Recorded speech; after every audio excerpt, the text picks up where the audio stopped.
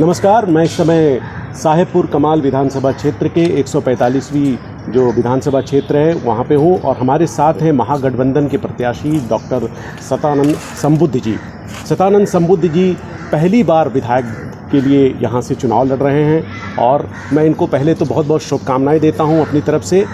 लेकिन मैं आज इनसे न अपने मन की बात करूंगा न इनके मन की बात करूंगा। आज मैं साहेबपुर कमाल के जो जनता है उनके मन की बात करूंगा।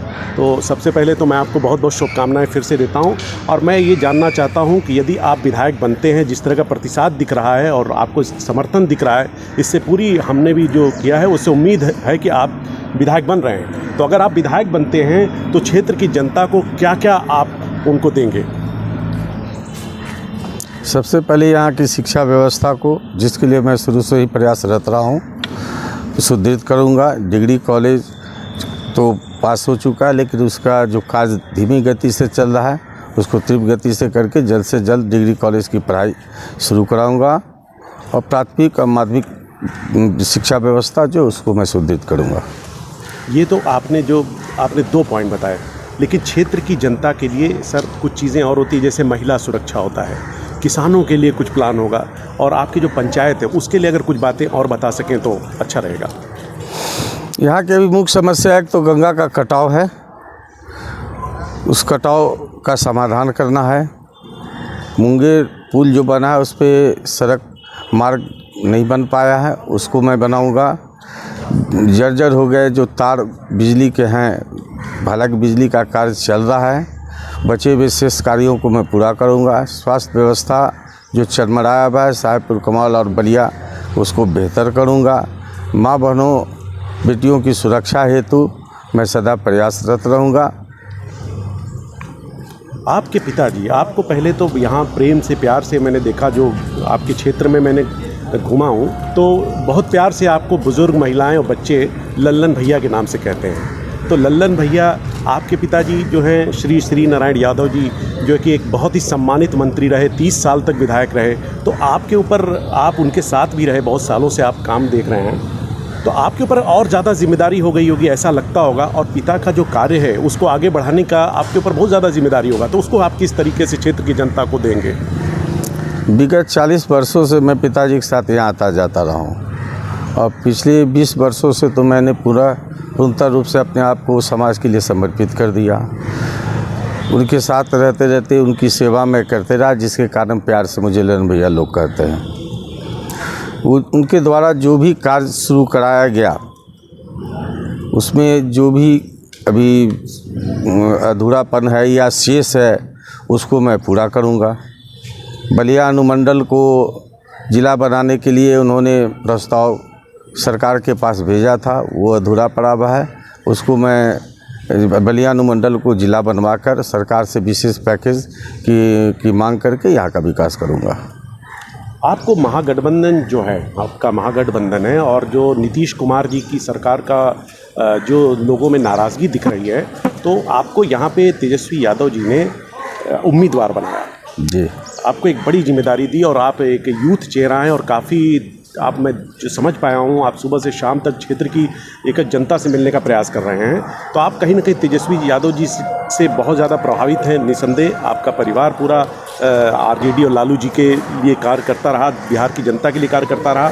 तो मैं एक सवाल ये पूछना चाहता हूँ कि आप जो बेरोजगारी की समस्या पे एक बहुत बड़ा वार किया तेजस्वी यादव ने और कहा कि हम 10 लाख नौकरी देंगे। हालांकि महागठबंधन ने बहुत सारी योजना बताई, लेकिन 10 लाख जो नौकरी की बात कही है ये पूरी जगह पे चर्चा है। तो आपको लगता है कि तेजस्वी यादव जी इसको पूरा करेंगे? और दूसरा सवाल इसी में है कि आप अपने विधानसभा क्षेत्र की जो जनता है उनको इस नौकरी में से कितनी नौकरी दिलाने का प्रयास करेंगे?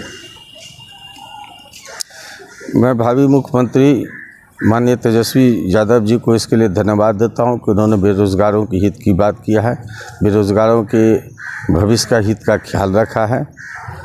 और जहां तक रहा नौकरी में यहाँ की हिस्सेदारी की, तो कोई उसमें बंटवारा नहीं होगा कि अमुक विधानसभा का इतना शेयर, अमुक विधान। जो बेरोज़गार हैं, जो उसमें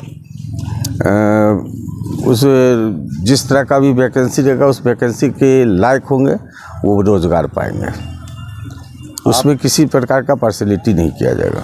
मतलब आप ये कह रहे हैं कि जो भी नौकरी है जो होगा उसमें आप सरकार का साथ देंगे और अपने बिल्कुल। क्षेत्र का और बिहार के विकास के लिए जी कार्य करेंगे। जो भी सरकारी लाभ समाज के लिए है सरकार की योजना में, उसे मैं सबसे पहले अपने विधानसभा में लाने का कार्य करूँगा। कल मैं आपके पैतृक गांव गया था खराज, वहाँ पे मैं वहाँ के लोगों से मिला, वहाँ बच्चों से बात किया, बच्चियों से बात किया, बुज़ुर्गों से बात किया, पुरुषों से बात किया। सभी आपको बहुत प्रेम करते हैं।